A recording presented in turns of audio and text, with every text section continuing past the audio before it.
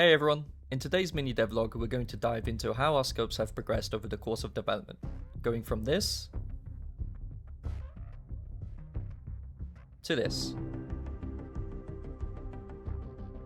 This has been quite the journey and challenge to get right, going through around 4 iterations and redos.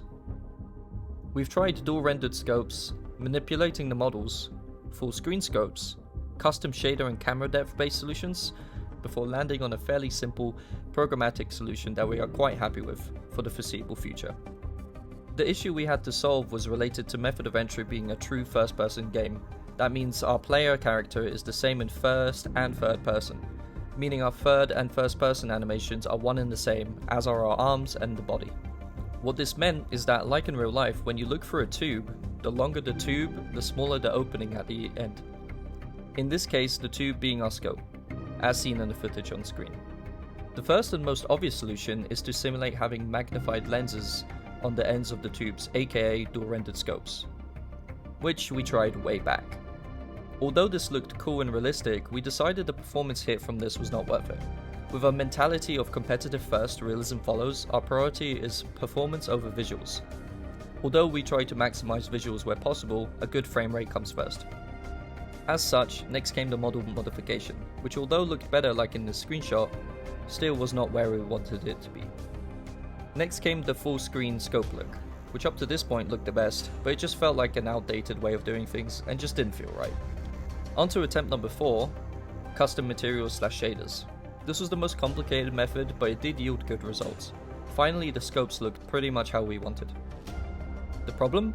The distance to the camera had to stay constant for it to look good, something that was disturbed due to the recoil of the weapons pushing the scope physically closer to the camera during shots. As a result, it would render either too much of the scope and you'd get a tube, or not enough and it would look like a floating circle. Finally, we landed on a programmatic approach, simple and effective. I got the idea from the cutting off method from the custom shader approach. Essentially what we do is that we have 2 versions of the same scope on the weapon, one full-sized and one cropped down to just what the aiming player would see of it. When the player is not in ADS, both they and other players see the full scope.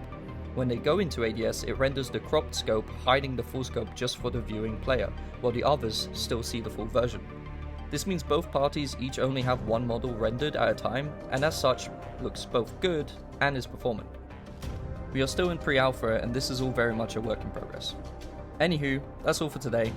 Hope some of you find that interesting. Thanks for watching. Make sure to like the video and wishlist method of entry on Steam. Until next time. Wishlist method of entry now on Steam and get all the newest updates on our Discord. Also, follow us on social media, Instagram, TikTok, X, and YouTube.